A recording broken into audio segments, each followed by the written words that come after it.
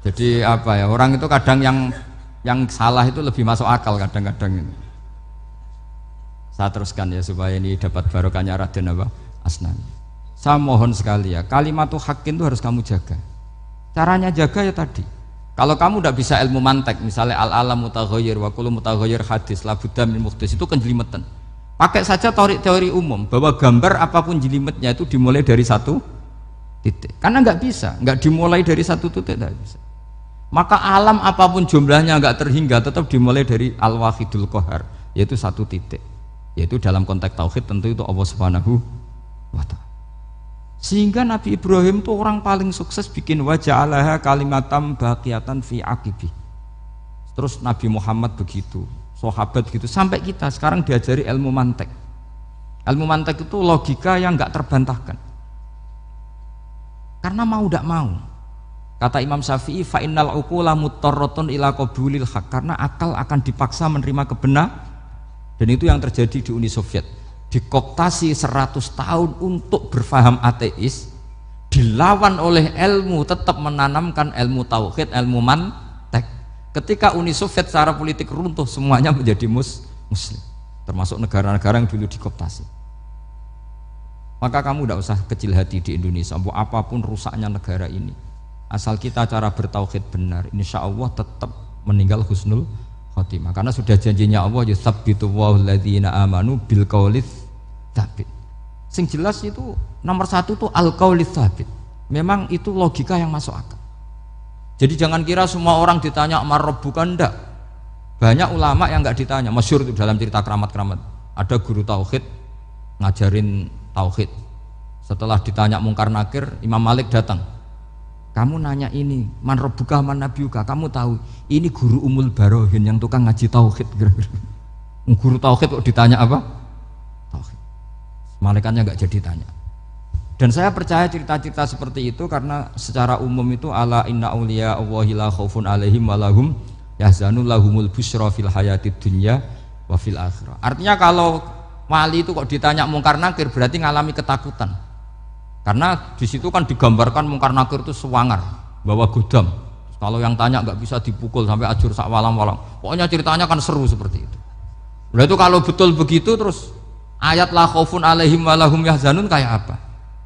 Makanya dalam kitab Nasoihul Ibad itu ada cerita ini. Sampean boleh nggak sependapat dengan saya, tapi semoga nasib sampean nanti digebuki malaikat. Karena orang itu akan mengalami seperti yang dirasakan.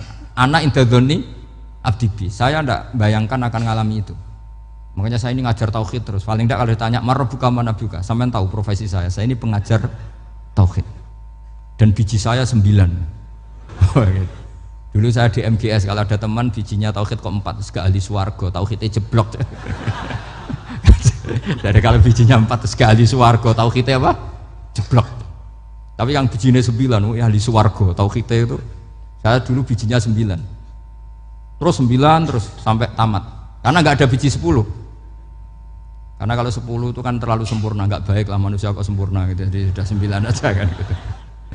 Tapi sebetulnya pantasnya ya dapat 10. Mergo saake, mergo tenan nggak tahu saya. Di Nasoihul Ibad itu ada cerita gini dan saya percaya itu. Di sarahnya itu. Juga di sarah apa itu yang di sarah Syekh Nawawi itu. Pokoknya saya kalau ingat Raden Asnawi pasti ingat Syekh Nawawi. Saya tidak memastikan apa murid guru apa saling istifadah, yang jelas itu teman dekat, teman fil ilm. Sayyidina Ali itu pernah minta kasaf sama Allah. Saya percaya tidak semua orang ngalami marabbuka ditanya itu. Ya Allah, saya minta kasaf itu ngerti alam gaib.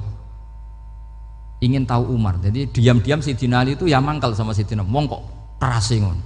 Angger wong kok tahu disentak. Jajal wani nyentak malaikat ora itu kata Sayyidina. Jadi dia minta kasaf karena kenangannya dia melihat Umar itu semua orang pernah disentak sama Sayyidina Umar itu. Maka Sayyidina Ali minta kasaf, ya Allah saya ingin melihat Umar menghadapi mungkar nakir. Masih garangkah apa enggak? Itu dah itu minta kasaf.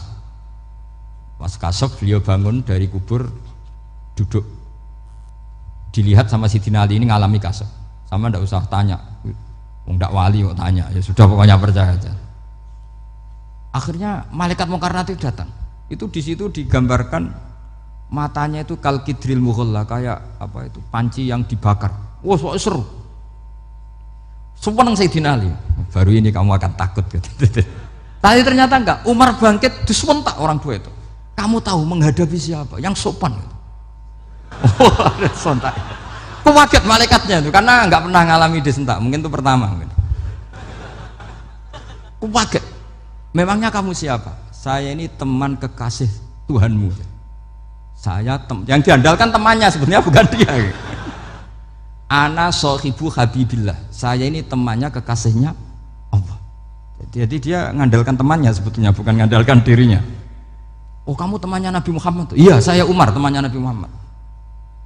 Kamu harus hormat sama temannya kekasih Allah.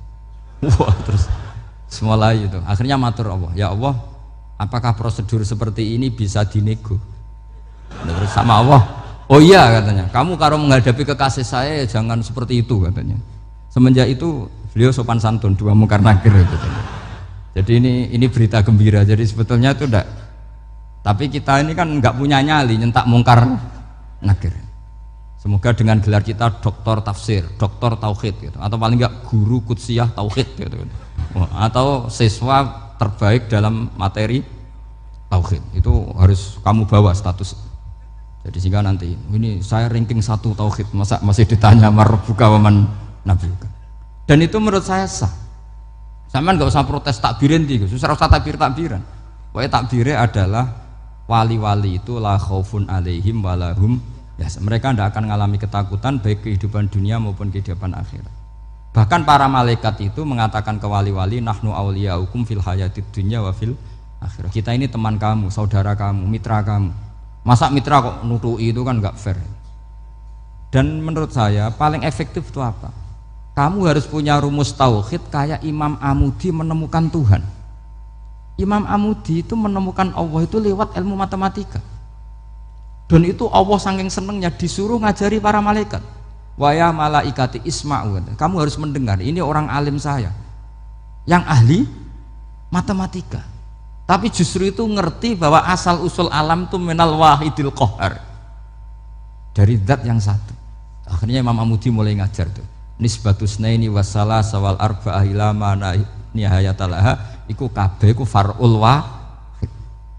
Akhirnya malaikat mantuk-mantuk. Nah, iman seperti itu akan setingkat keyakinannya dan keakurasiannya sama dengan imannya para malaikat. Makanya Nabi ngendikan tu baliman amanabi walam yaroni. Sebagian riwayat disebut sab amarot. Nabi ngendikan sampai 7 kali. Benar-benar keren orang yang tidak melihat saya kemudian iman kepada apa yang bisa menemukan itu? Hanya akal. Misalnya contoh paling gampang ya yang dialami para ulama. Ya saya ulang lagi yang dialami para ulama ketika menemukan ilmu ya yang menjadikan mereka mahabbah Rasulullah Shallallahu Alaihi Wasallam. Nabi itu paling suka itu sholat. Nabi itu paling senang sama sholat. Wa qurratu aini fi sholat. Terus beliau ngintikan as-sholatu imaduddin. Terus beliau kalau muji sholat itu sundul langit. Sampai beliau kalau banyak masalah itu bilang ke Bilal, arikhna ya Bilal, saya kasih istirahat. Itu maknanya mau sholat. Semuanya sholat. Pertanyaannya adalah, apakah mungkin seorang raja yang ambisi jadi raja, kemudian yang dikampanyakan adalah orang supaya sholat? Tentu kalau Nabi seorang raja, beliau akan kampanye gimana? Narik upeti kayak apa, narik pajak kayak apa, biar Nabi kaya. Enggak.